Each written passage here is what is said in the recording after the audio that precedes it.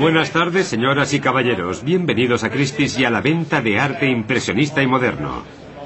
Lote 11. Es este Picasso de 1922. Busto de mujer con camisa.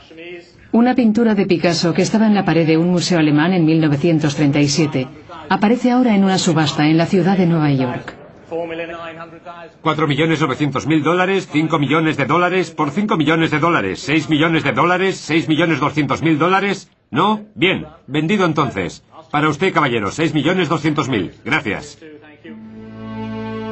La última vez, este Picasso fue subastado por solo $1.800, como parte de una campaña para deshacerse de las obras de arte que los nazis condenaron. Adolf Hitler se deshizo del arte que odiaba y robó el que codiciaba.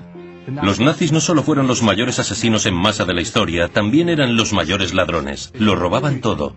El arte de todas clases era vulnerable al plan de Hitler. Pintura, escultura, mobiliario, objetos religiosos. Siempre ha habido saqueos. Hubo el saqueo planeado por Napoleón, pero este fue a escala industrial. Además de saquear, los nazis emprendieron una guerra moderna que destruyó la arquitectura histórica europea. En su esfuerzo por derrotar a Hitler, los aliados tuvieron que escoger entre salvar vidas y causar los menores daños posibles. Es el viejo argumento de siempre. ¿Qué tiene más valor, una obra de arte o una vida humana? Hoy, más de 60 años después, todavía se encuentran obras de arte perdidas.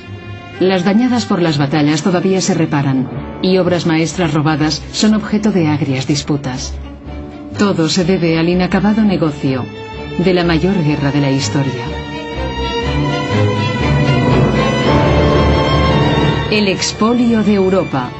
El arte robado por los nazis. Primera parte.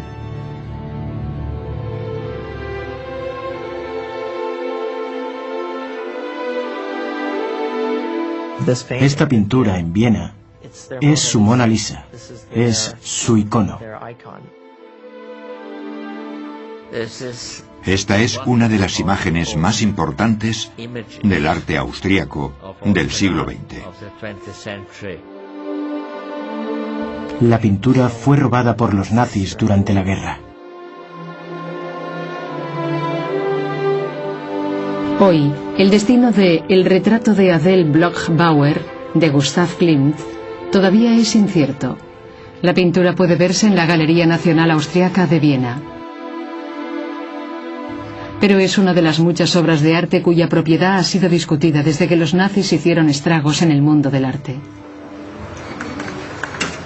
La mayoría de personas llaman a este icono vienés el retrato de oro. Pocos saben que es el retrato de una judía vienesa y un recuerdo de la comunidad judía que floreció aquí antes de la Segunda Guerra Mundial.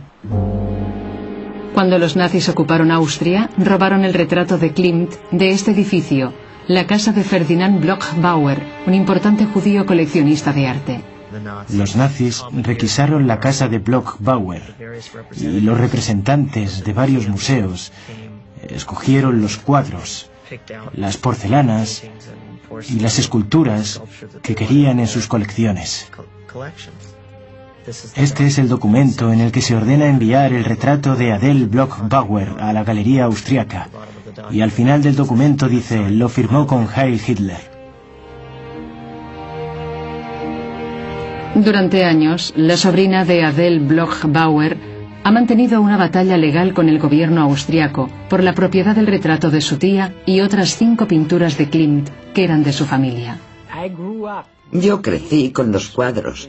Por eso, cuando la gente me pregunta si los recuerdo, digo que sí. Porque cada domingo comíamos allí y los cuadros de Klimt estaban en la habitación de Adele. Mi tío encargó a Klimt el retrato de mi tía Adele. Adele y Ferdinand Bloch-Bauer eran los mecenas más importantes en el escenario del arte moderno de la vibrante Viena de antes de la guerra. A la ciudad venían artistas de todas partes para tomar parte en la revolución modernista. Mientras Klimt trabajaba en el retrato de Adele, 3 jóvenes artistas se matriculaban en la mejor academia de arte de Viena. Egon Schiele y Oskar Kokoschka Se convirtieron en grandes pintores modernos. El tercero era un desconocido joven de 18 años, llamado Adolf Hitler. Sheila y Kokoschka fueron aceptados, pero Hitler no. Y Kokoschka siempre decía jocosamente: imaginen si Hitler hubiese sido aceptado y yo rechazado.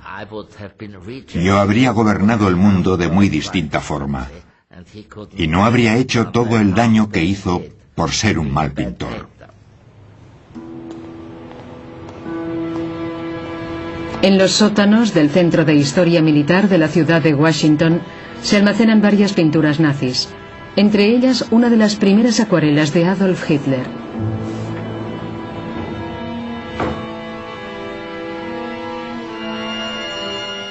Era un pintor mediocre, no demasiado malo, pero evidentemente no estaba dotado. Pero él creía estarlo. Se veía a sí mismo siendo admitido en la Academia de Bellas Artes de Viena y se tomó muy mal el ser rechazado. Muchos de los jurados de la Academia eran judíos y yo sospecho que eso alimentó su antisemitismo. Generalmente odiaba lo que estaba ocurriendo en el arte moderno del que quería formar parte. Había artistas judíos en todas partes, y no solo eso, sino que algunas de esas figuras parecían negros salvajes de África. ¿Cómo es posible que personas como Nolde y Kandinsky expongan todas esas cosas y a mí no me dejan destacar como artista? Eso debía de irritarle.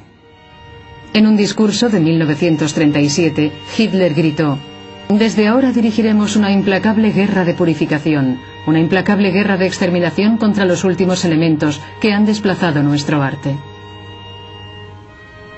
Hitler empezó con una purga de los museos alemanes, ordenando eliminar de sus colecciones unas 16.000 obras de arte de maestros modernos como Matisse, Van Gogh y Picasso.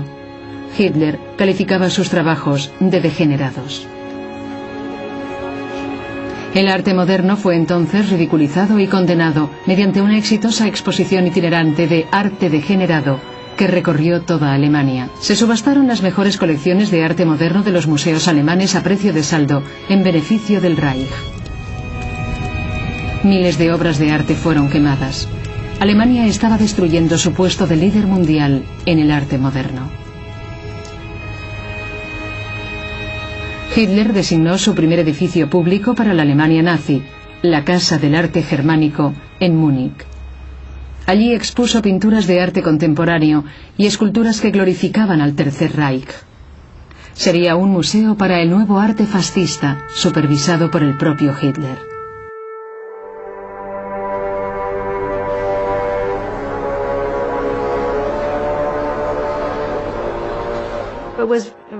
Era muy anormal que un jefe de Estado se involucrara en materia de cultura. Pero eso formaba parte de su ideología racista. Había que purificar a Alemania hasta en sus menores detalles. Hitler acompañaba a los conservadores y escogía lo que se iba a exponer. Lo hacía cada año hasta el final de la guerra. El resto lo vendía, pero la mayor parte lo compraba el gobierno porque nadie lo quería.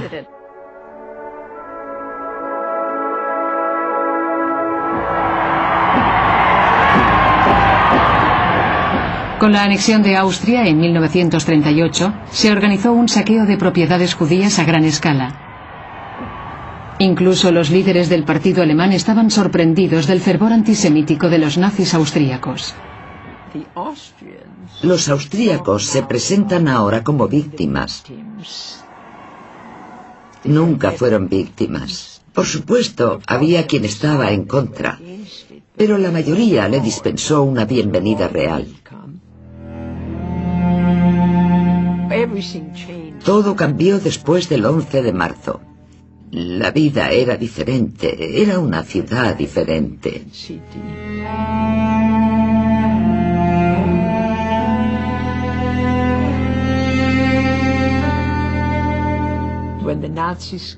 Cuando llegaron los nazis, nos echaron del piso y se apropió de él un hombre de la Gestapo.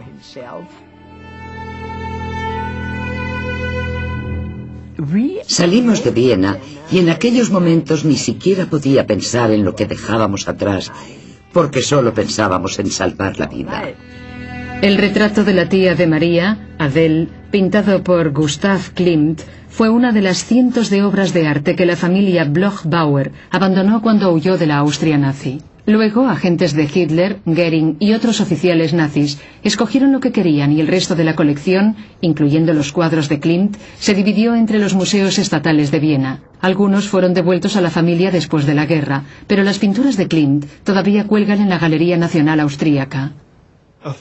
Creo que en general se acepta que esas pinturas simplemente pertenecen a Austria. Y tenemos prueba de ello. Está escrito en un documento.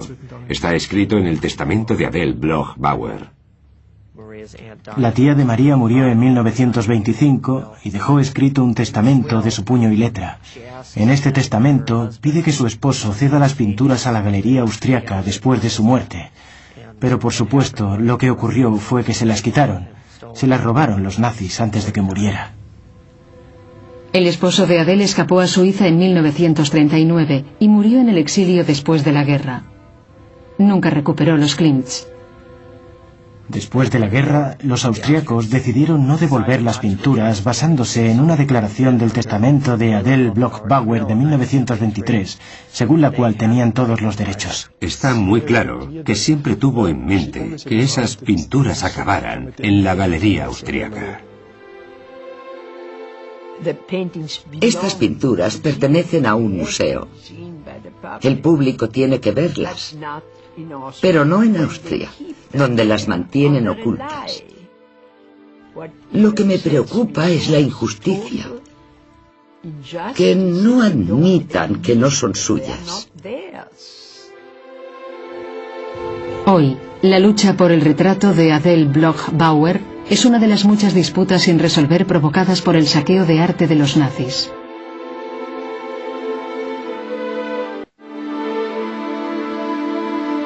Linz, Austria. La capital de la provincia de Hitler sería el lugar para el enorme Führermuseum. Hitler planeaba convertir Linz en la capital cultural de Europa. En base a los bocetos que dibujó en su juventud, ordenó a sus arquitectos que hicieran secretamente los planos para convertir esta ciudad industrial en una gran capital imperial.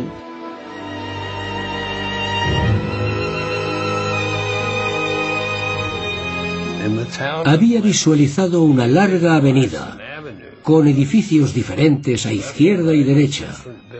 Yo la llamo la Acrópolis de Hitler. El proyecto Linz estaba conectado al legado de Hitler. Iba a haber un teatro de ópera, un salón para conciertos, una gran biblioteca y también un mausoleo con su tumba. Y en el centro del complejo de Linz iba a estar el mayor museo, no solo de Europa, sino de todo el mundo, y docenas de galerías que contendrían miles de obras de arte. La colección era del Estado. Hitler creía que el Reich debía tener una gran colección de arte por prestigio, y sería de grandes proporciones. Por supuesto, pensaba comprar obras de arte, pero no tenía escrúpulos, y también las robaba. El museo iba a ser creado con obras compradas y expoliadas. Cientos de obras de arte polacas estaban en la lista de las deseadas por Hitler, pero para los nazis no valía la pena robar el patrimonio eslavo polaco, porque consideraban a los eslavos como a los judíos, subhumanos. Declararon degenerada la cultura polaca y destinada a ser destruida. En la capital, Varsovia, incluso la arquitectura histórica estaba en el punto de mira, particularmente el Castillo Real de Varsovia, hogar de los reyes polacos durante 6 siglos, sede del Parlamento y un tesoro de la cultura nacional.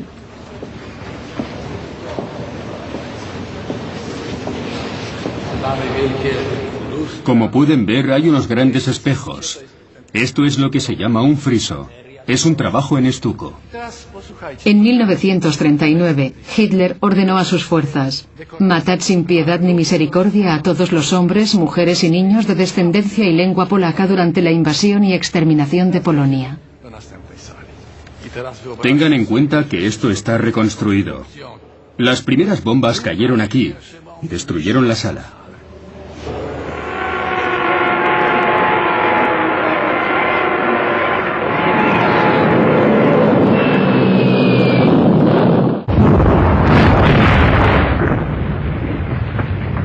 Durante el ataque a Varsovia, Hitler ordenó personalmente que volaran el Castillo Real. Le habían hablado de un dicho que aseguraba que mientras el Castillo de Varsovia estuviera en pie, Polonia no estaría perdida. Dañada por los bombardeos y casi vacío de arte y mobiliario por los saqueadores nazis, el castillo aún se mantenía en pie cuando los alemanes se apoderaron de Varsovia. Pero conociendo el profundo apego de los polacos al castillo, los nazis abrieron agujeros en los cimientos y los llenaron de explosivos para crear una amenaza permanente de total destrucción. La segunda fase de la destrucción del castillo tuvo lugar después del levantamiento de Varsovia, que empezó el 1 de agosto de 1944. Después de años de opresión, el pueblo de Varsovia se alzó para recuperar su ciudad en manos de los nazis. La batalla más feroz, más larga, tuvo lugar aquí, en la ciudad antigua. Los alemanes aplastaron el levantamiento y mataron a 200.000 polacos. Los nazis ejecutaron su amenaza y detonaron las cargas de dinamita que habían colocado 4 años antes, y destruyeron totalmente el castillo de Varsovia.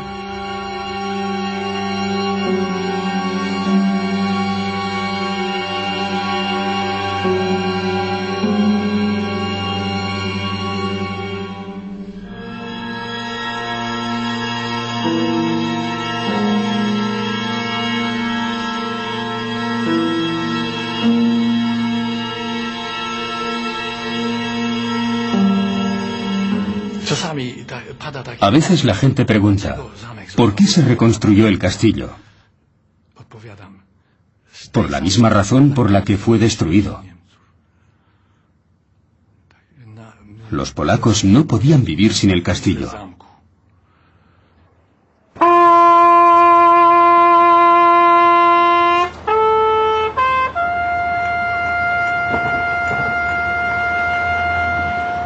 En Cracovia, el centro de la ciudad antigua fue respetado, pero Cracovia albergaba las obras maestras más codiciadas por los nazis, y aquí empezó sistemáticamente el saqueo.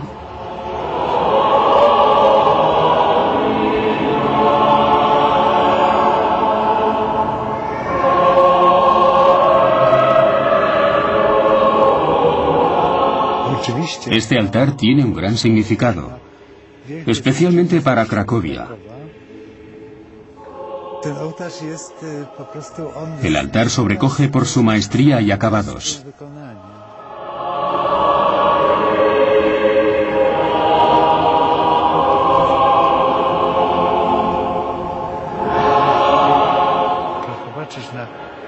Miren esas figuras, los intrincados ropajes, sus distintivos rostros.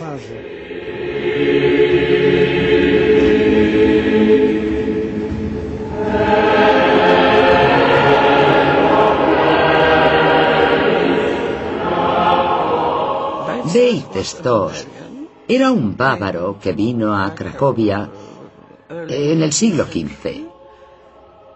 Para este altar usó como modelos a sus vecinos de aquí. Por eso fue una sorpresa para los cracovianos cuando se inauguró. Vieron las caras normales de sus vecinos que ahora eran santos, apóstoles.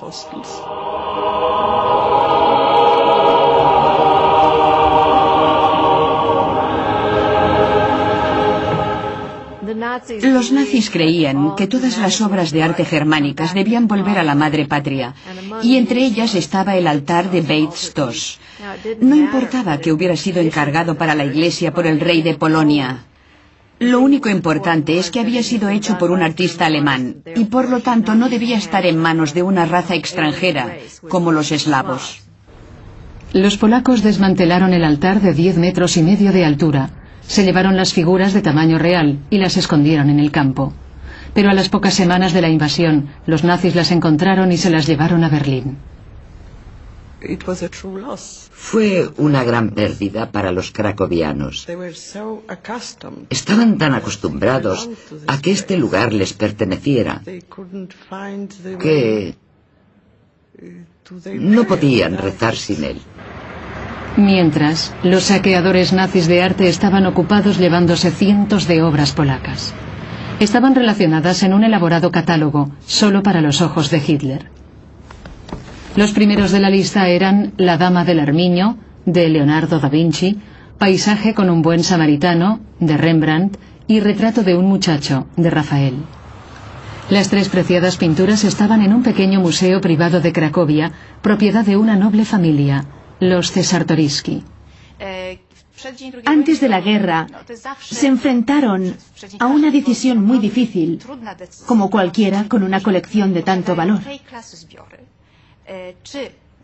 Podían esconderla o bien llevarla con ellos. Ambas opciones eran igualmente malas. Los Czartoryski decidieron esconder las pinturas en su finca rural a 200 kilómetros de Cracovia. Trajeron los objetos aquí, a este sótano, y los guardaron en una de las alcobas. La tapiaron y enlucieron la pared con yeso. Desgraciadamente, las idas y venidas llamaron la atención.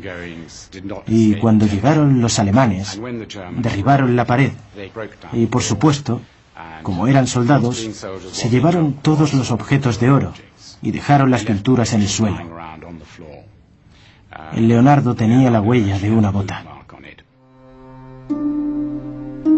Las tres pinturas iban a ser enviadas al Museo de Hitler en Linz, pero el nuevo gobernador nazi de Polonia las guardó en sus dependencias privadas de Cracovia. Cuando finalizó la guerra, el Leonardo y el Rembrandt fueron devueltos por los aliados al Museo Czartoryski de Cracovia. El Rafael no se ha encontrado.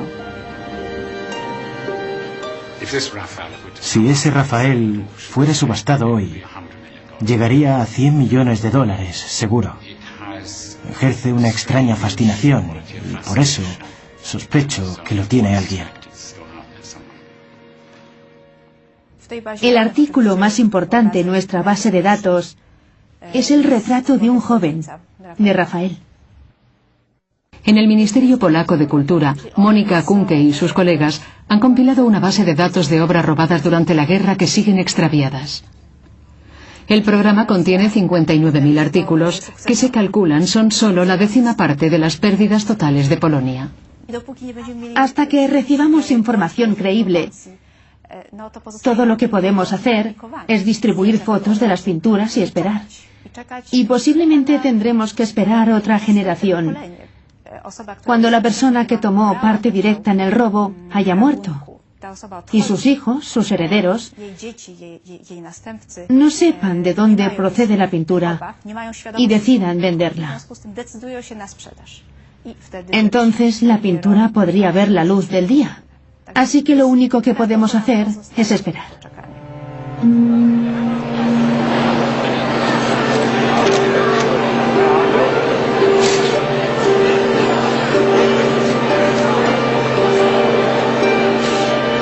Tal vez la mayor colección de arte reunida bajo un techo esté en el Museo del Louvre de París, repartida por 13 kilómetros de galerías que contienen 400.000 obras de arte de valor incalculable, el patrimonio cultural del pueblo de Francia.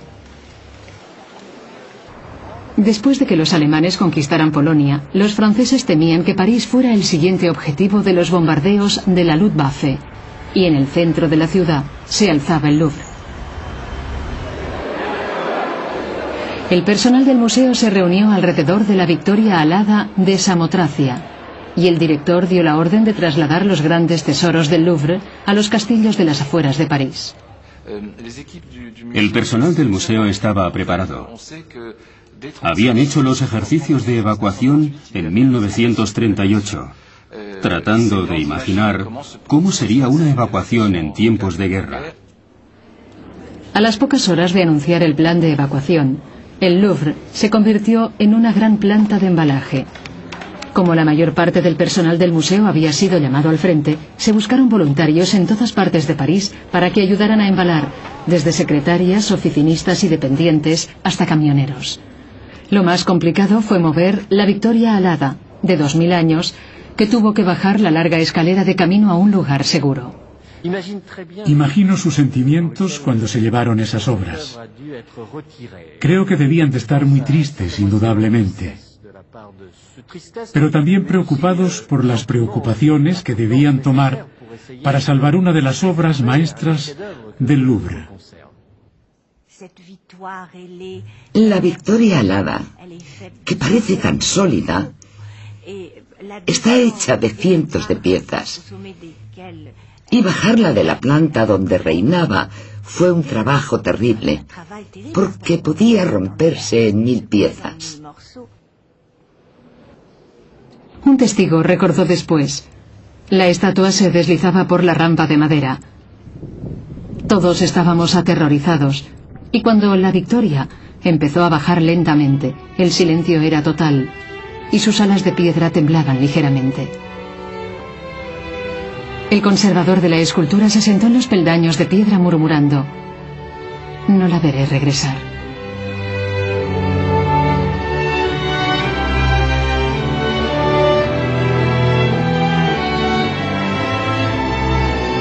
«37 convoyes de 8 camiones partieron del Louvre, dejando prácticamente vacío el vasto museo.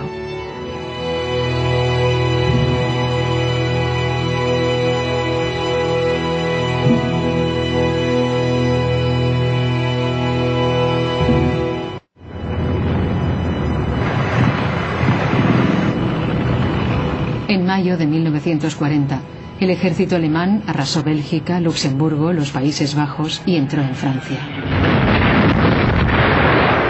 Fue una conmoción para los franceses, que se habían preparado para los ataques aéreos, pero no para una invasión total de su país.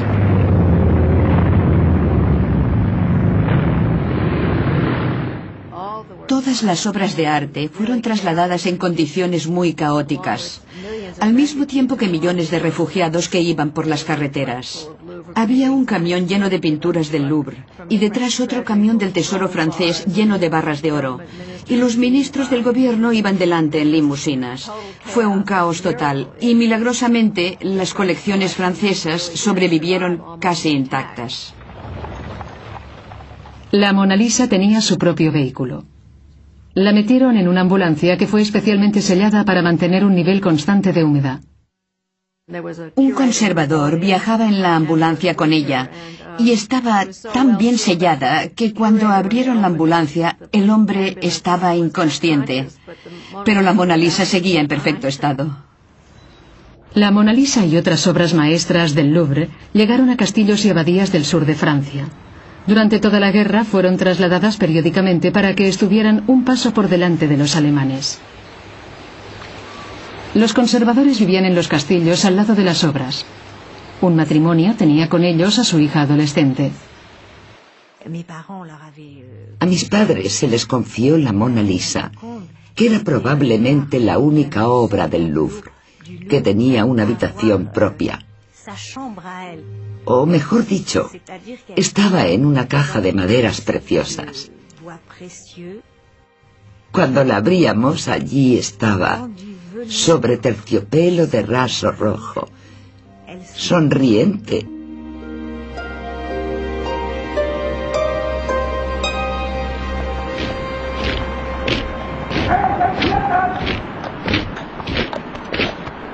Seis semanas después de empezar la invasión, cayó Francia. Alemania controlaba ya la mayor parte del continente europeo. El día siguiente a la rendición de Francia, Hitler voló de incógnito a París antes del amanecer, acompañado de su arquitecto, Albert Speer. Fue su primera y única visita a la ciudad. El Führer ha llegado a París al amanecer. Durante su viaje a la ciudad ha visitado la Madeleine.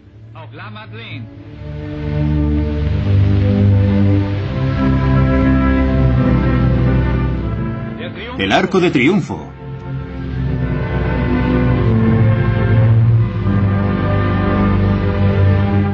Y ha visto la Torre Eiffel. A la izquierda del Führer está el profesor Speer.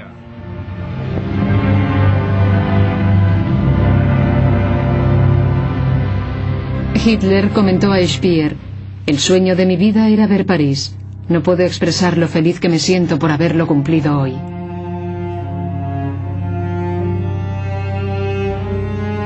Hitler dijo a Speer que a menudo había pensado en destruir París, pero en vez de eso ordenó a su arquitecto que reconstruyera Berlín siguiendo sus grandiosos planes. «Cuando estén completados», dijo, «París será solo una sombra, y entonces, ¿para qué destruirla?».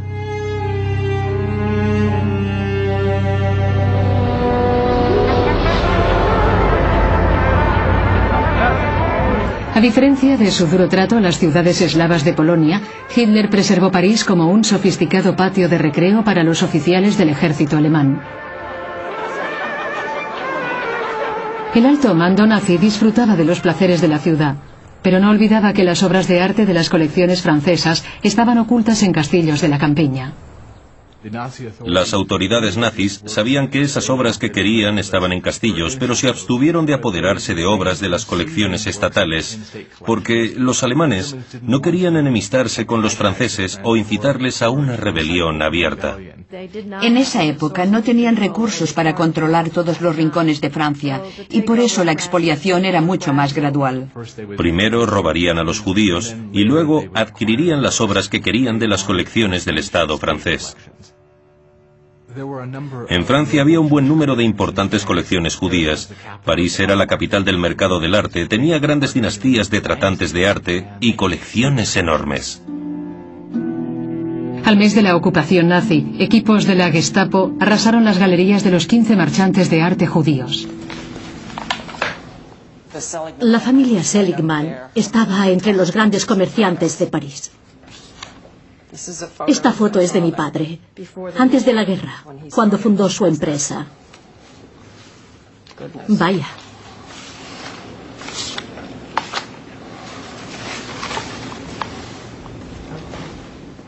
Mi padre estaba especializado en los maestros antiguos.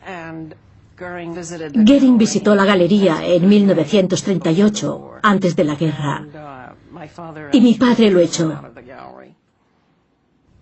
porque sabía quién era Goering y qué intentaba hacer. Por consiguiente, esa fue la primera galería que saquearon durante la guerra. La cantidad de arte robado a los coleccionistas judíos era tan grande que requisaron el Museo Jeu de Paume en el centro de París para almacenarlo. La operación sería supervisada por el Destacamento Especial Antisemita, conocido como ERR. Los nazis se aseguraron de que todo pareciera legal. Según las nuevas leyes de ocupación, los judíos que habían huido o habían sido deportados a campos de concentración eran despojados de su ciudadanía. Los nazis pudieron declarar sus propiedades sin dueño y disponibles para la expropiación.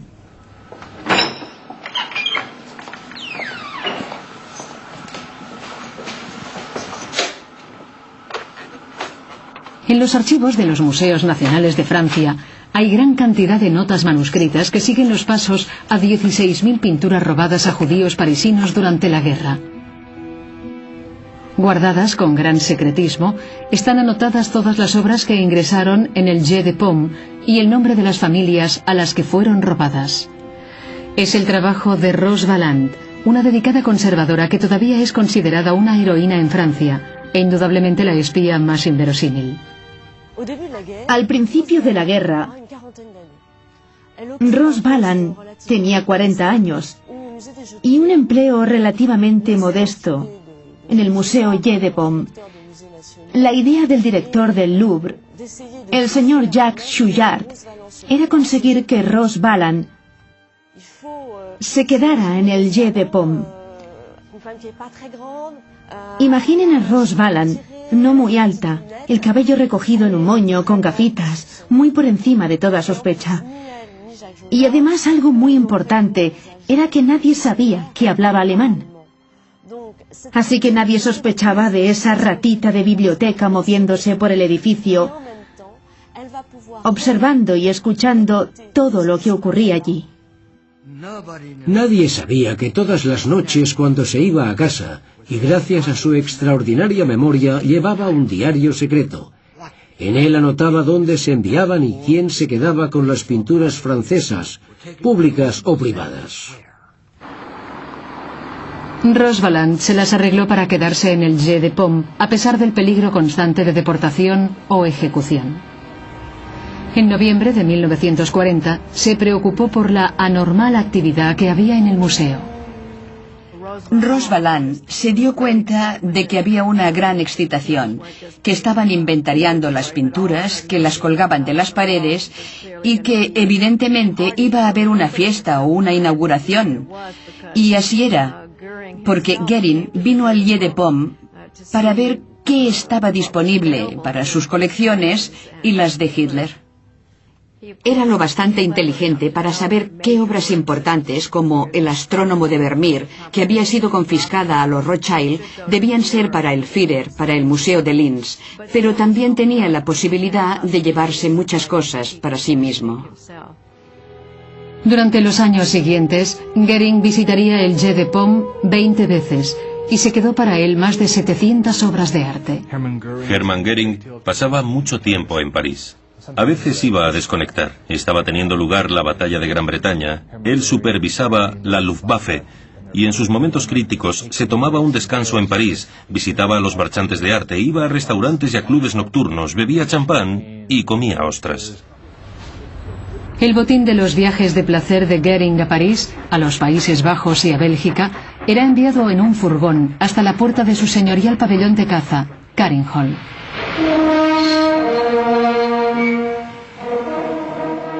Carinhall era la propiedad rural de Goering, construida a las afueras de Berlín. También fue el depósito principal de su colección de arte. Empezó siendo como una cabaña de bosque, y era muy acogedora. Tenía una chimenea grande y se había empleado mucha piedra en la construcción, pero fue aumentando gradualmente de tamaño. La redecoró y se convirtió en una casa opulenta y ostentosa. Le añadió grandes galerías, largos corredores con mármoles, tapices, alfombras, pinturas y esculturas. Hablamos de una colección que tenía unas 1.700 pinturas. En comparación, eso es mucho más de lo que hay en algunas galerías de arte europeo. La historiadora Nancy Yeadey está intentando recopilar el primer inventario completo de la colección de arte de Hermann Göring. Uno de los objetivos de Yeadey es localizar las pinturas de las que se apropió Göring y que desaparecieron después de la guerra, incluyendo una pequeña pintura de François Boucher robada a André Seligman, de París. Estábamos buscando ese Boucher y nos sorprendimos al encontrar una imagen en la web del Museo de Bellas Artes de Utah que correspondía al Boucher de Seligman. El Museo de Utah no tenía la menor idea de que era un cuadro confiscado y no restituido. Me enteré de que se había encontrado la pintura de Boucher por una mujer que vino a visitarme. Me dijo, hemos encontrado una pintura suya, está en un museo y están dispuestos a cooperar. Una pintura robada por los nazis y recuperada en Utah vuelve a su país. La historia en las noticias de las 2. El director ejecutivo del museo ha dicho que es un día importante. El registro de arte extraviado nos dio las pruebas de que no teníamos derecho a la propiedad. Y sobre eso tomamos la decisión de devolver la pintura a los herederos legítimos de André Seligman. Buenos días. Soy la hija de André Seligman.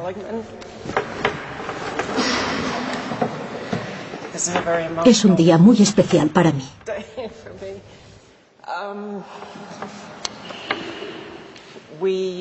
Estamos muy emocionados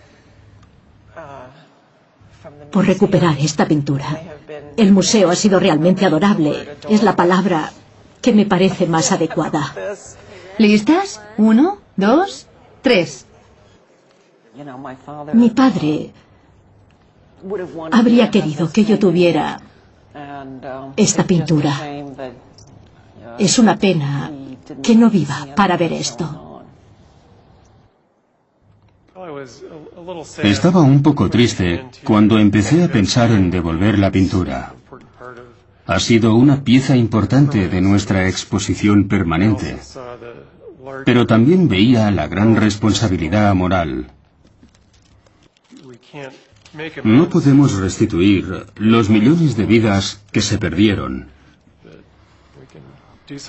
Pero podemos devolver algo que fue robado.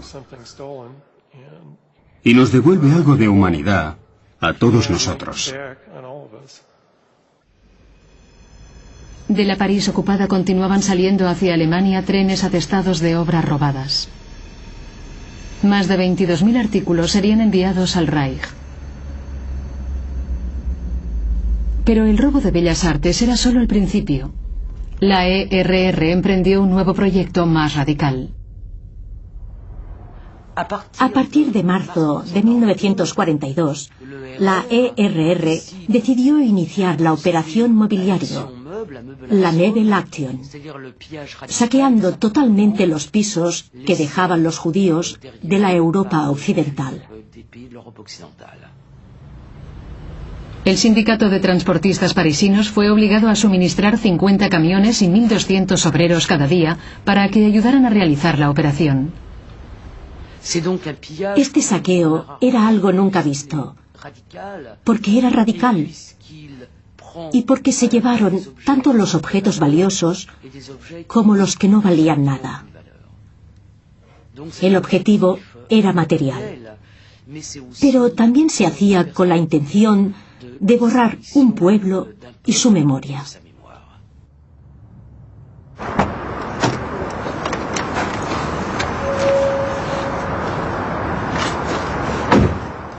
Como ven, aquí todo ha cambiado.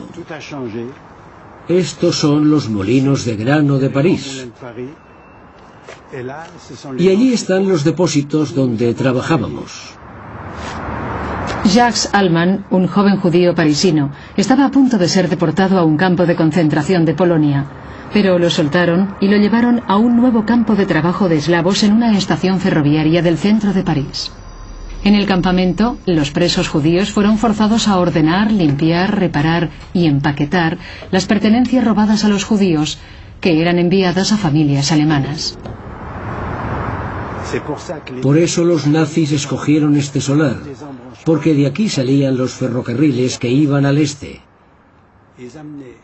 Entraron camiones pesados en el patio.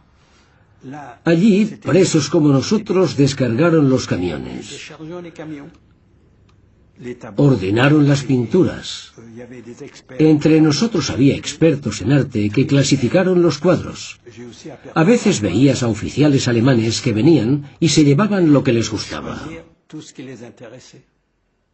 Eran entendidos y escogieron pinturas valiosas que se habían expuesto. Fueron tiempos muy duros.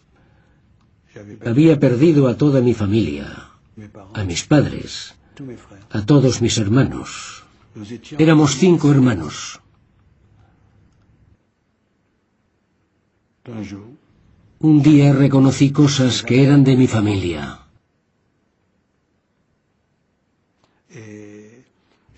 Vi fotos. Vi nuestros muebles. Estaba conmocionado. Había maletas, así que cogí una y la llené de todas las fotos que pude. Guardé una de mi madre y de mi padre cuando eran jóvenes, incluso algunas de su boda en Praga. No tengo ninguna más. Cuando fui deportado a Birkenau, tuvimos que dejarlo todo. Lo destruyeron todo. Perdí todos los recuerdos de mi familia.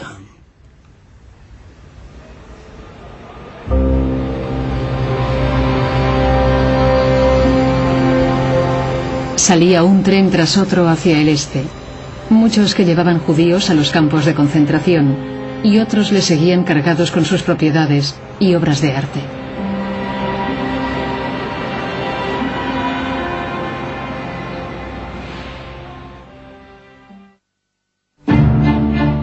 Los Ángeles 2006.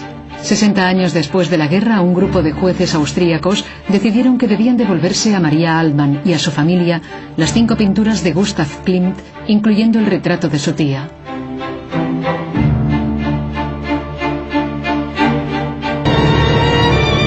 El expolio de Europa. El arte robado por los nazis. Segunda parte.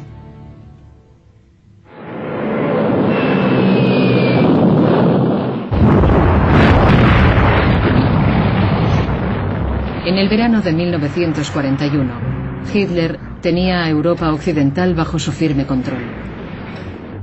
Ahora miraba al este para expandir el imperio nazi aún más lejos.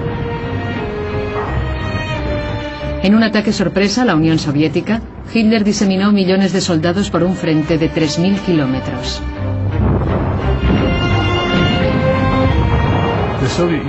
La Unión Soviética era un objetivo igual que Polonia. Era ante todo una nación eslava. De hecho, estuvo sometida a un trato aún más duro, porque su gobierno era comunista. Hitler ordenó a sus generales que hicieran una guerra de aniquilación. Era una campaña para arrasar las tierras que llegó hasta el centro del arte y la cultura rusos.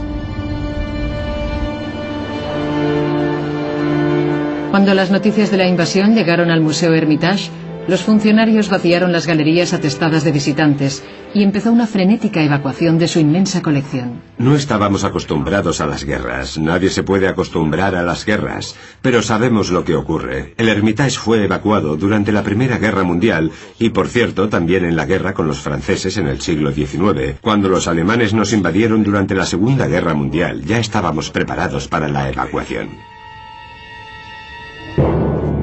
Comparado con el Louvre de París, el Hermitage cuadruplicaba el número de objetos a evacuar. Las vastas colecciones de los zares rusos incluían pinturas, mobiliario, porcelanas y antigüedades. El Hermitage pudo retrasar la salida, porque las noches blancas del verano de Leningrado ayudaban a ganar tiempo, aunque se trabajaba contra reloj.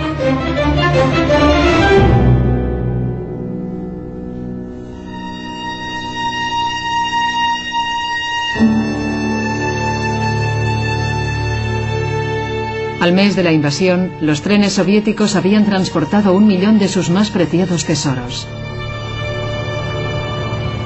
Pero la mitad de las posesiones del museo seguían en peligro, porque las fuerzas nazis rodearon Leningrado unas semanas después. El enemigo estaba solo a 12 kilómetros del museo. Fue el principio del asedio a Leningrado, que duró 900 días.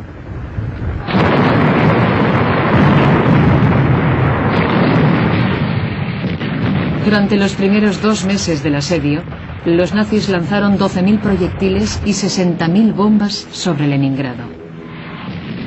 En octubre, Hitler ordenó a sus generales barrer la ciudad de la faz de la tierra.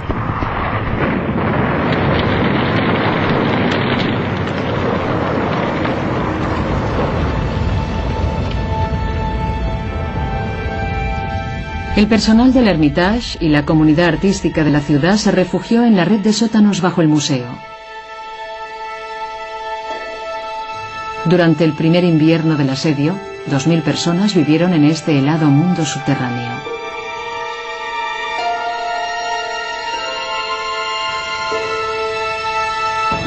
En Leningrado se acabaron las reservas de combustible cuando los días empezaron a ser más cortos y fríos. Llegó la hambruna. Durante noviembre y diciembre de 1941 murieron 70.000 personas.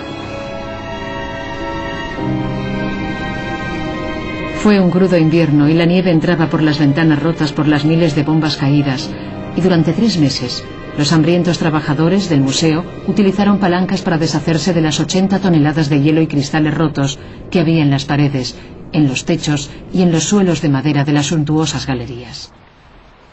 Cuando la nieve se fundió con el inicio de la primavera, llegó una brigada de enterradores al Hermitage. De la improvisada cámara mortuoria del sótano sacaron 46 cadáveres que se habían mantenido congelados durante el invierno. Llevaron a los muertos a una parcela de tierra en las afueras de la ciudad, que en los 2 años siguientes se convirtió en la fosa común de 500.000 de rusos víctimas del asedio.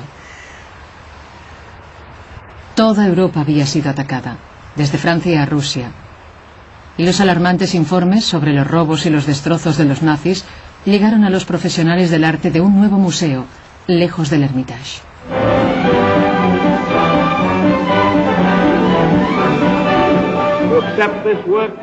Ocuparnos hoy estas obras es confirmar el propósito del pueblo de Norteamérica, de que la libertad del espíritu humano, que ha producido grandes obras de arte, no sea destruida.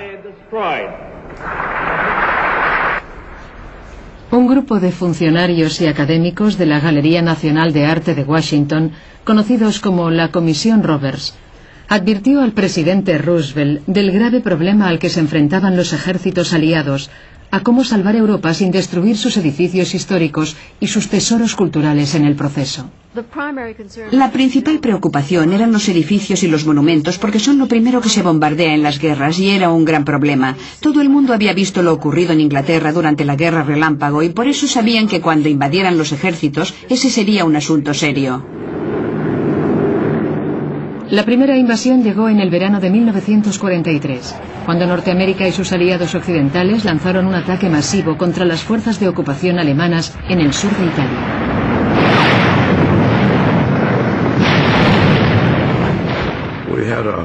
Fueron malos tiempos.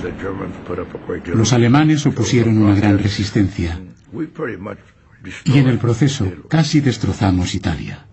Muchos pueblos y ciudades fueron casi arrasados. En Italia, y más tarde en todas partes de Europa occidental, algunas batallas de la infantería aumentaron el problema de la destrucción. Los funcionarios locales se quejaban de que los soldados aliados se llevaban libros, colecciones de monedas e incluso monos disecados del Museo Natural de Historia. Al general Eisenhower le preocupaba que esa mala conducta les hiciera una publicidad negativa, y aún peor, vio que su ejército amenazaba el patrimonio artístico de Italia.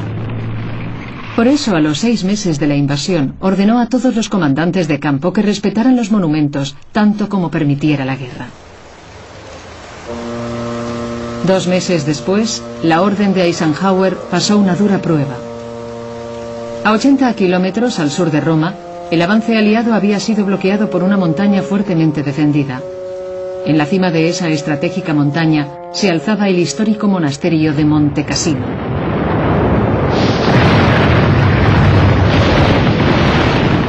No me preocupaba el monasterio, sino la gente que intentaba matarme.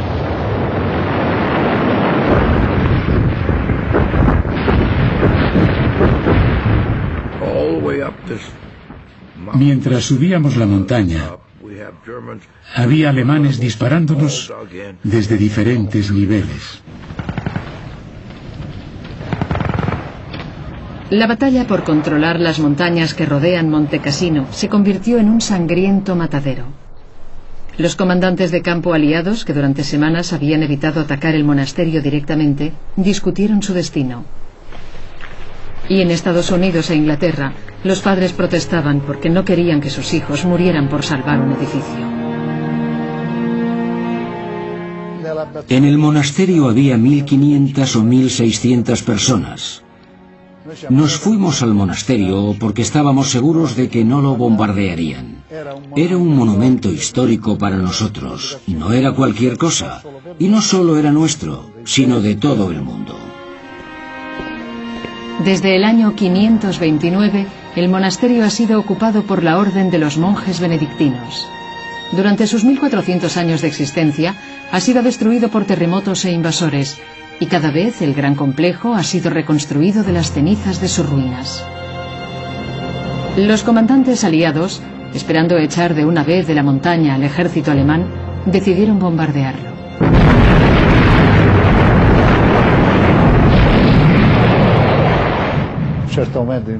En esos momentos ni siquiera podía respirar. Gritábamos de terror, de desesperación, y los niños gritaban: «¡Mamá, mamá, mamá!». Duró un par de horas. Pasaban escuadrones de aviones y bombardeaban. Pasaban y bombardeaban. No se veía el cielo. Estaba cubierto de aviones. Fue la vez que más aviones enviaron los aliados contra un solo edificio. Pero no murió ningún soldado enemigo. El ejército alemán estaba en los alrededores del monasterio, no dentro, y después del bombardeo convirtieron las ruinas en una fortaleza defensiva.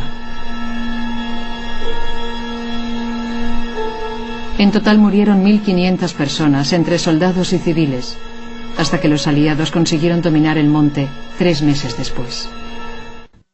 La abadía de Monte Cassino, después de haber sido destruida por los gángsters angloamericanos del aire, después del bombardeo, esos aniquiladores de la cultura europea dispararon artillería pesada contra las ruinas de la abadía benedictina. Esto es lo que queda. Desde entonces, cada bombardeo erróneo de los aliados fue anunciado a bombo y platillo en los noticieros y en panfletos con cabeceras como «La guerra contra el arte». El gobierno fascista italiano incluso lanzó una serie de sellos de correo que conmemoraba lo de Monte Cassino y otros monumentos históricos que habían sido destruidos por las bombas de los aliados. Por supuesto, la propaganda alemana e italiana se unían porque en Milán se habían dañado obras como La Última Cena, que casi se pierde porque cayó una bomba en el edificio donde estaba. En Roma cayeron algunas bombas y en San Lorenzo, una de las iglesias más famosas de Italia.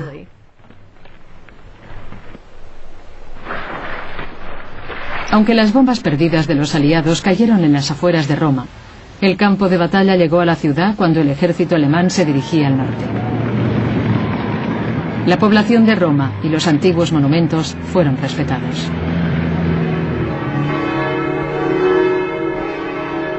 Pero después de Roma, tal vez no haya otra ciudad que preocupara más que Florencia, cuyos museos albergaban las magníficas colecciones de arte del Renacimiento italiano.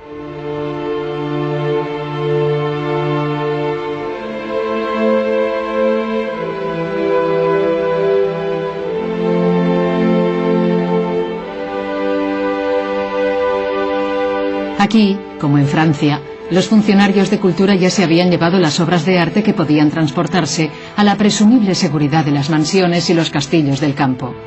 Pero la hermosa ciudad, sus puentes, sus palacios e iglesias renacentistas y sus esculturas públicas seguían siendo vulnerables cuando la guerra subió por la bota de Italia.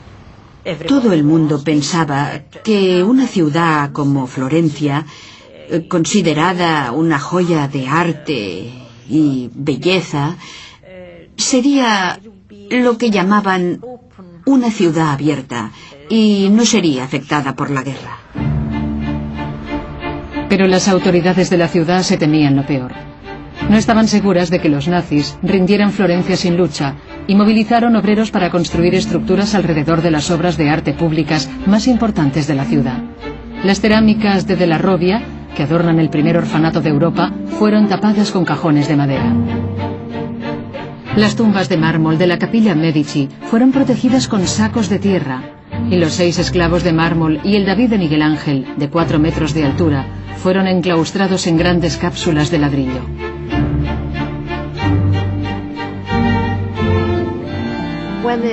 Cuando los aliados empezaron a bombardear Italia, Florencia era un problema de difícil solución porque tenía esos extraordinarios monumentos, pero era un importante centro ferroviario. Apresuradamente los mandos aliados decidieron interrumpir las líneas de suministros alemanas, enviando su mejor escuadrón aéreo para que bombardeara las vías ferroviarias florentinas. Por entonces, los consejeros de arte del ejército de la Comisión Roberts habían empezado a suministrar fotografías aéreas que señalaban a los pilotos y a los tripulantes los monumentos importantes a los que no debían disparar.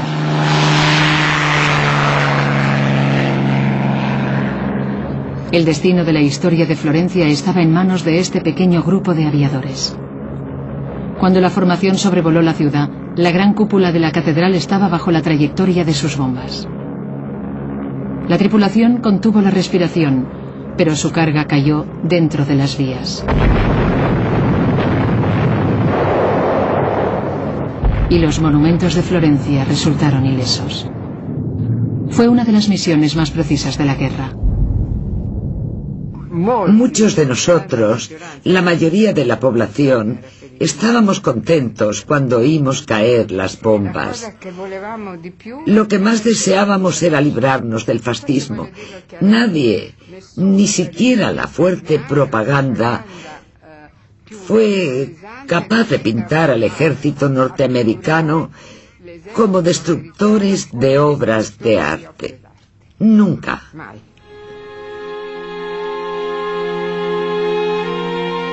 Por esa época, la Comisión Roberts había convencido al ejército para que llevara expertos en arte que estuvieran cerca del frente, para que pudieran salvar y proteger los monumentos y el arte. Los integrantes de la operación eran jóvenes reclutados entre las filas del nuevo Departamento de Monumentos, Bellas Artes, archivadores, historiadores y conservadores, que luego se convertirían en líderes del mundo del arte de la posguerra. Hombres como James Rorimer, que fue director del Museo Metropolitano de Arte, y Lincoln Kirstein, que fundaría y dirigiría el Ballet de la ciudad de Nueva York. Los soldados les llamaban las doncellas de Venus, y más tarde fueron conocidos como los hombres de los monumentos. No había ninguna unidad como la de los hombres de los monumentos. Eran funcionarios individuales que estaban en diferentes ejércitos y nunca contaban con personal suficiente que hiciera lo que ellos querían. Hubo unos 200 durante toda la guerra y en algunos momentos solo había 12 en todo el frente.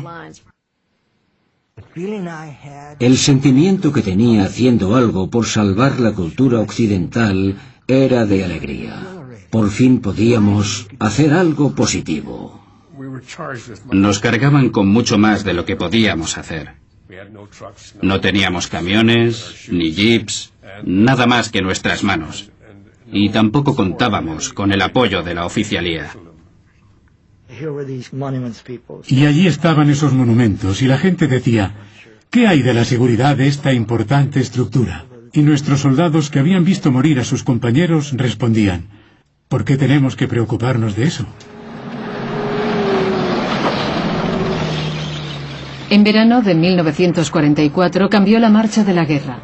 Las fuerzas alemanas se retiraron de toda Europa. Por donde pasaban destruían todo lo que podían en un acto de venganza. A las 10 en punto de la noche del 3 de agosto, 2 días antes de que el ejército alemán huyera de Florencia, una serie de fuertes explosiones sacudieron el centro de la ciudad. El New York Times informó, la Florencia que el mundo conocía ya no existe. Por orden de Hitler, el ejército alemán había volado los puentes del centro de la ciudad. Tuvieron que hacer 3 intentos para volar el Ponte Santa Trinità, cuyos arcos diseñó Miguel Ángel. El Ponte Vecchio se salvó, pero miles de metros cuadrados de la antigua Florencia fueron demolidos en ambas orillas. Nunca lo habría imaginado.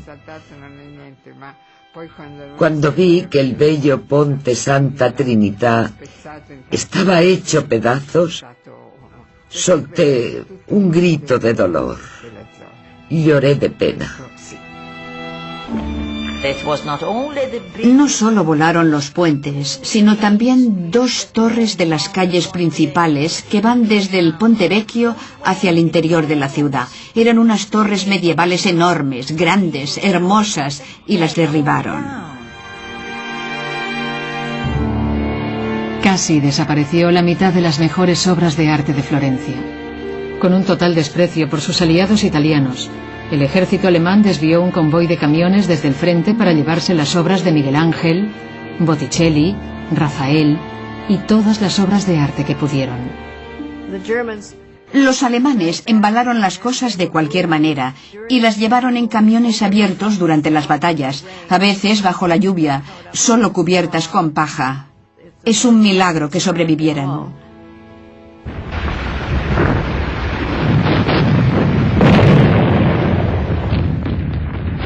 Por entonces, los soviéticos habían detenido la invasión de su país y empezaron a recuperar territorio a los alemanes.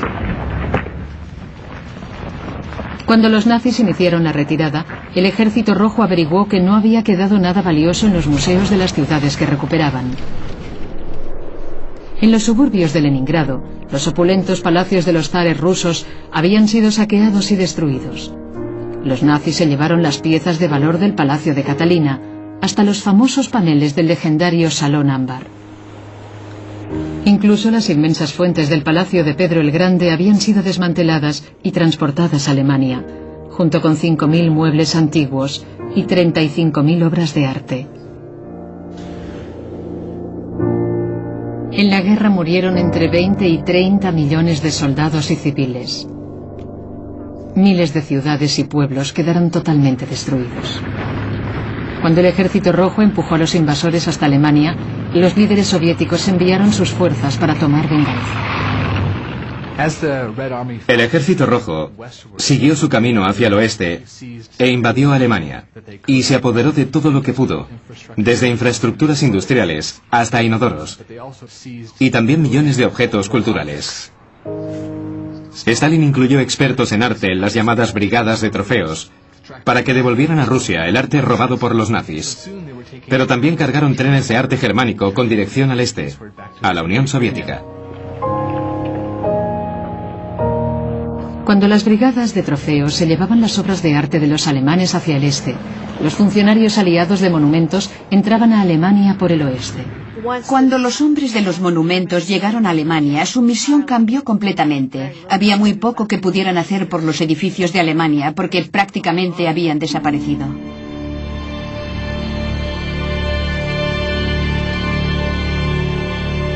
Durante meses, los bombardeos aliados habían atacado los centros industriales y urbanos de Alemania.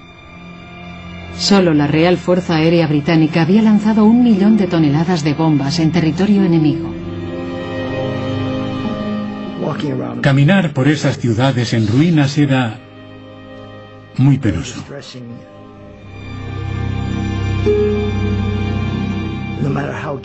Por muy culpable que fuera su gobierno, cuando pensabas que habíamos destrozado esas ciudades con nuestros aviones, pero en la sección de monumentos y bellas artes, intentábamos restaurar cualquier cosa que valiera la pena. Enfocaron su trabajo en la protección de obras de arte y mobiliario que encontraban ocultos en muchos lugares de Alemania. A cientos de kilómetros, en las tierras interiores de Alemania, almacenada entre refugiados que vivían miserablemente, los funcionarios de monumentos encontraron escondida la primera de las colecciones de los museos alemanes. Más al este, los oficiales británicos descubrieron un escondrijo que había sido saqueado por ladrones comunes. Y en una mina de sal del centro de Alemania, los generales Eisenhower, Patton y Bradley acudieron a ver el mayor hallazgo hasta el momento. Almacenado con el total de las reservas de oro del Tercer Reich, había 400 toneladas de obras de arte de los mejores museos de Berlín. Diariamente los hombres de los monumentos rescataban miles de obras de arte vulnerables que las autoridades de los museos alemanes habían enviado a lugares seguros, pero el descubrimiento del botín nazi estaba todavía por descubrir.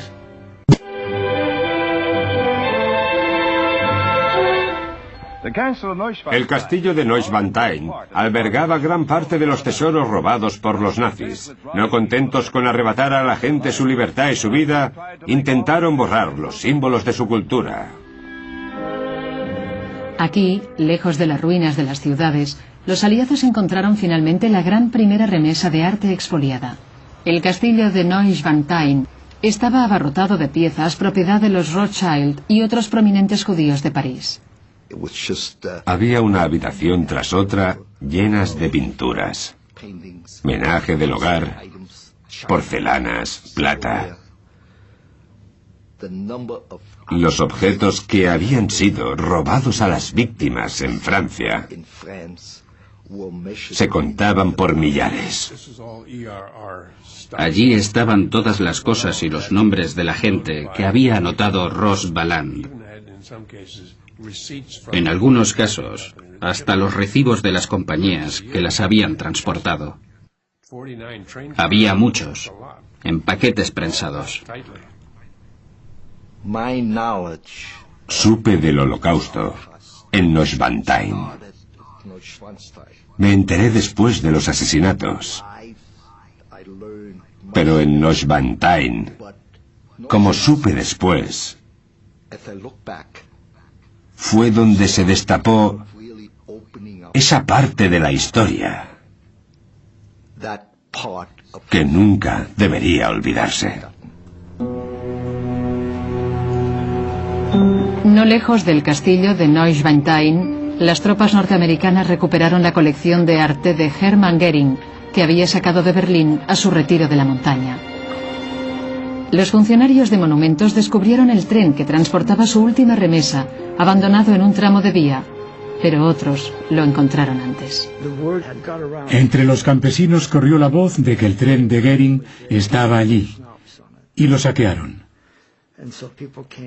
La gente fue corriendo al tren, y se llevó lo que pudo, todo lo que podían cargar. Los primeros salieron beneficiados, pero los siguientes se llevaron lo que les cabía en las manos, incluso pinturas del siglo XV. Lo que quedó después de que los lugareños saquearan la enorme colección de Goering fue una pesadilla logística. Cientos de cuadros y esculturas fueron repartidos en 6 edificios diferentes. A la escena llegaron hordas de periodistas. El conservador de Goering, Hofer, hizo la mayor parte del trabajo. La revista Life estuvo allí haciéndole fotografías y dijo: «Esta es una maravillosa colección que hemos creado juntos, totalmente legal». Cuando Hermann Goering fue arrestado, había reunido más de 2000 pinturas, esculturas, tapices, alfombras y otras obras de arte. Su colección de arte aumentó 10 veces desde el comienzo de la guerra. Ahora estaba en manos de la División Aerotransportada 101.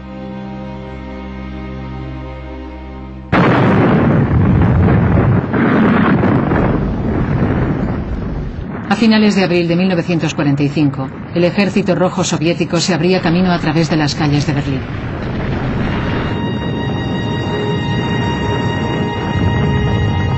En las últimas semanas del Tercer Reich, oculto en un búnker subterráneo, Hitler pasaba cierto tiempo cada día obsesionado con su maqueta arquitectural para el proyecto Linz.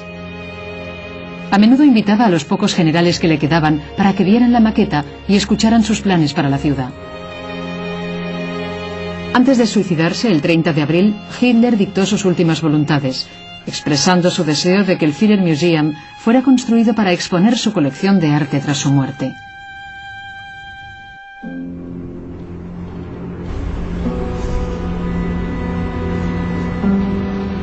El día que los aliados declararon la victoria en Europa, el tercer ejército norteamericano llegó a un pequeño pueblo en la cima de los Alpes austríacos.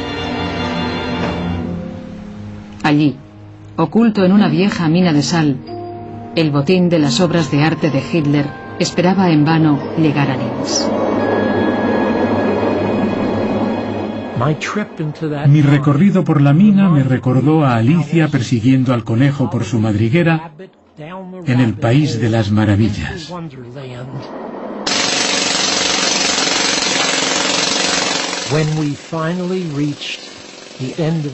Cuando llegamos al final del recorrido, me encontré en una gran cueva, una caverna enorme, llena de obras de arte hasta la altura de 3 balcones. Allí hacía muchísimo frío y había un soldado de rodillas contemplando nada menos que el altar de Gante, de Bélgica. Se le ha llamado el bisabuelo de todas las pinturas flamencas. Había montañas de obras de arte. Entre las obras de arte que recuperaron e inventariaron los hombres de los monumentos estaba El Astrónomo, de Vermeer, de la colección Rothschild de París, pinturas traídas por la división de Hermann Goering desde Italia, y arte robado a los judíos de Viena y de otras ciudades de toda Europa. La mina estaba llena de mesas de madera, salas de restauración e interminables estanterías para almacenaje de arte que llenaban las innumerables cámaras. 6.500 pinturas, más de 3.000 dibujos e impresiones, 100 esculturas e incontables tapices, muebles y libros. Toda esa acumulación de maravillas había sido robada por los mayores ladrones y asesinos que han existido jamás en la faz de la tierra. ¿Cómo podían apreciar la belleza del gran arte y a la vez exterminar a millones de personas en los cercanos campos de concentración? No pude entenderlos entonces y sigo sin entenderlos hoy.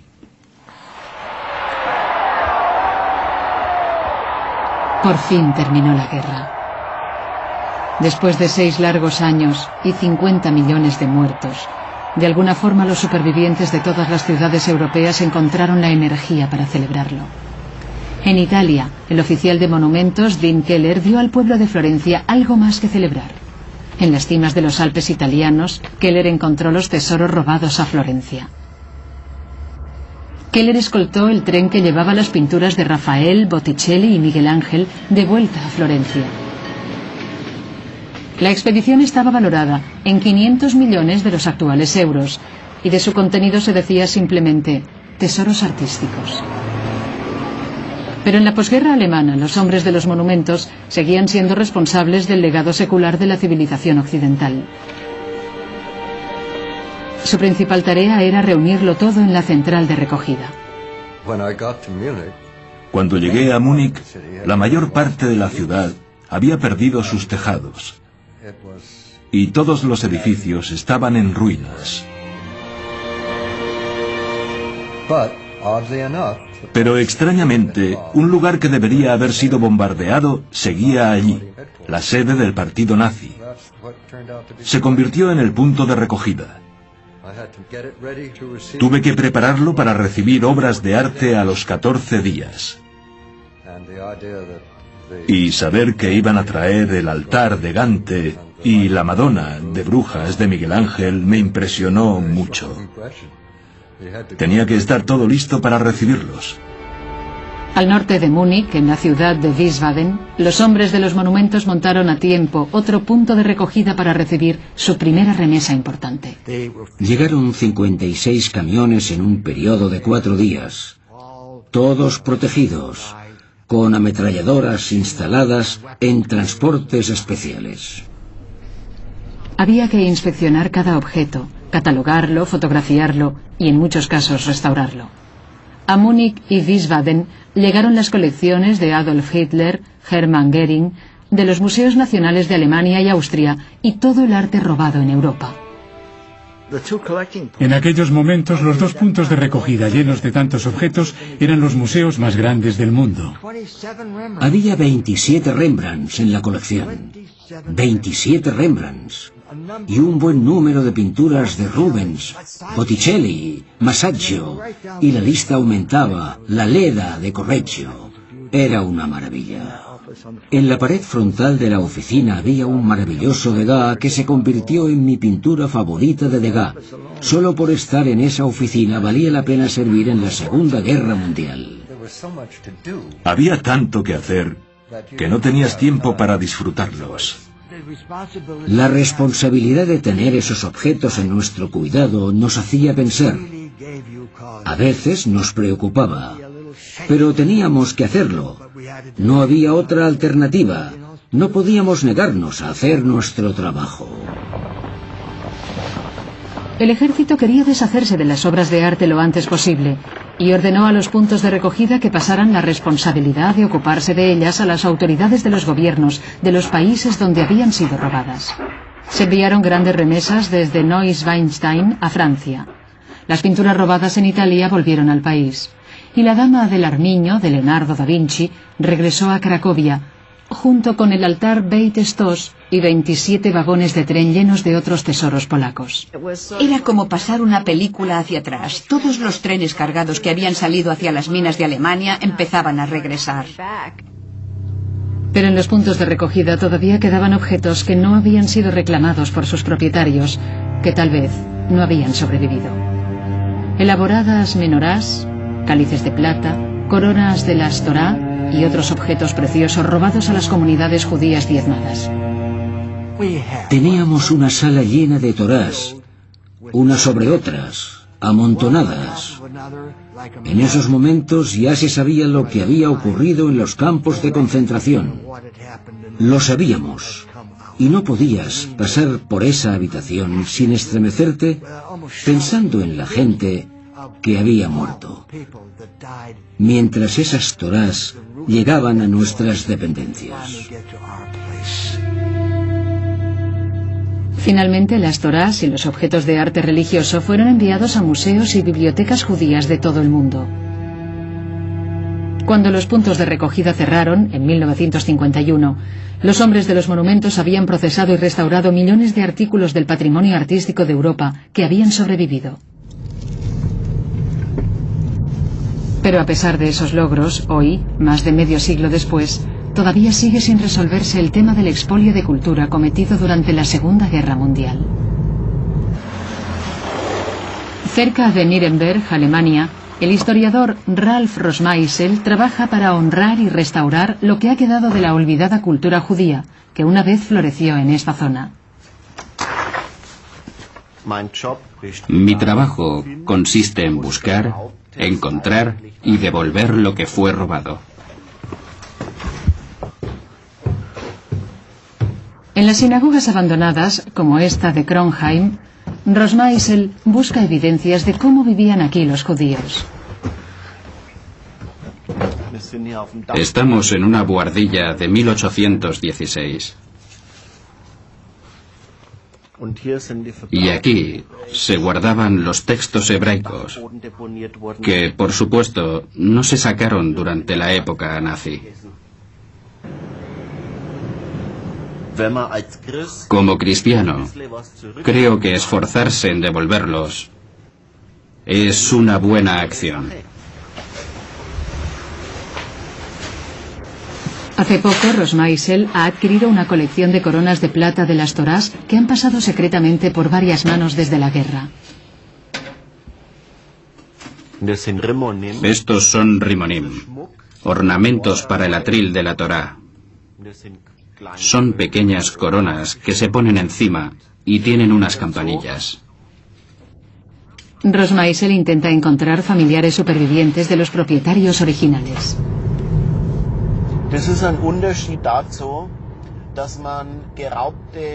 Hay una gran diferencia entre buscar objetos de arte religioso robados y devolver esos objetos a su uso religioso. He oído el sonido de los rimonim judíos y me emociona. Cuando hice la primera llamada telefónica al bisnieto de la persona que lo perdió e hice sonar ese objeto religioso, esa persona que estaba al teléfono a miles de kilómetros también se emocionó. Mientras Rosmeisel trabaja en Alemania para devolver los objetos robados a los judíos, en la antigua Unión Soviética aún se lleva a cabo otro tipo de curación de heridas culturales. El Museo Hermitage reveló por primera vez que 74 pinturas importantes robadas por los alemanes y que las brigadas de los trofeos del Ejército Rojo recuperaron, ya estaban en su poder. Fue la última de una serie de declaraciones de Rusia que sorprendieron al mundo del arte. Aunque produjo una gran excitación por las revelaciones concernientes a la Brigada de los Trofeos, se acusó a los soviéticos y a los rusos, aduciendo que habían robado esos objetos culturales. Las autoridades soviéticas empezaron en 1949 a devolver 1,5 millones de obras de arte, la mayoría a los países del bloque oriental, como Polonia y Alemania del Este. Pero las devoluciones dejaron de hacerse a principios de los 60. Con la caída de la Unión Soviética en 1991, llegaron los primeros informes sobre las salas secretas de almacenaje, donde había miles de trofeos de obras de arte ocultas a la vista del público. Los críticos alemanes y de otras partes pidieron la devolución de las obras. Quedarse con las obras de arte como trofeo es muy popular en Rusia. La población apoya la retención de esas obras, pero no hay una ley internacional que lo avale. Las líneas rusas más duras declararon legal que pasara a ser propiedad de Rusia de una vez por todas, pero hasta ahora sigue un enconado debate. No olviden que Alemania inició las dos guerras mundiales. Alemania fue la instigadora. Solo Leningrado perdió 1 millón de ciudadanos durante el asedio. Después de eso, pedir que devolvamos cualquier cosa, en mi opinión, es inmoral. Esto siempre ha sido una carta política para los nacionalistas extremistas.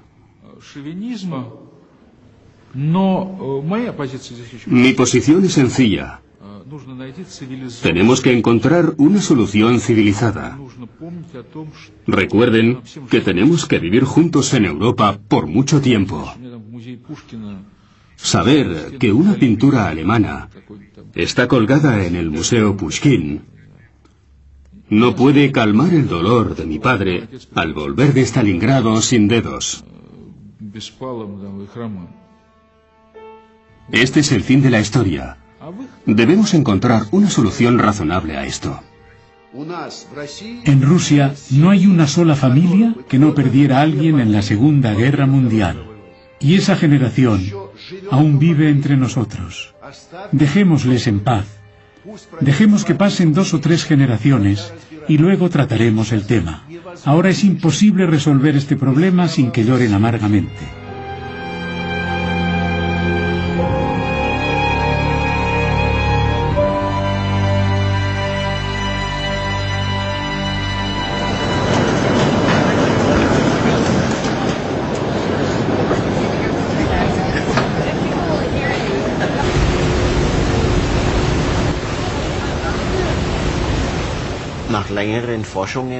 Después de una exhaustiva búsqueda, encontré a sus descendientes en los suburbios de Nueva York y en una sencilla ceremonia devolví esos objetos religiosos a la familia Weinschenk.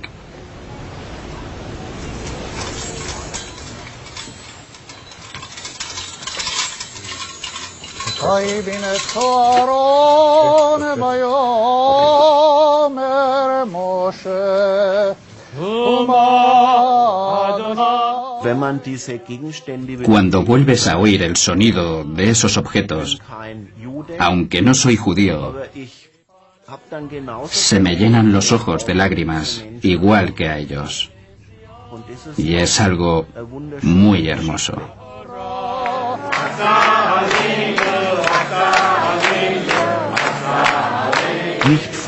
No es por investigar la historia del arte, ni porque sean de plata, sino por la vida que hay otra vez a su alrededor. Las campanillas suenan en el corazón de la gente.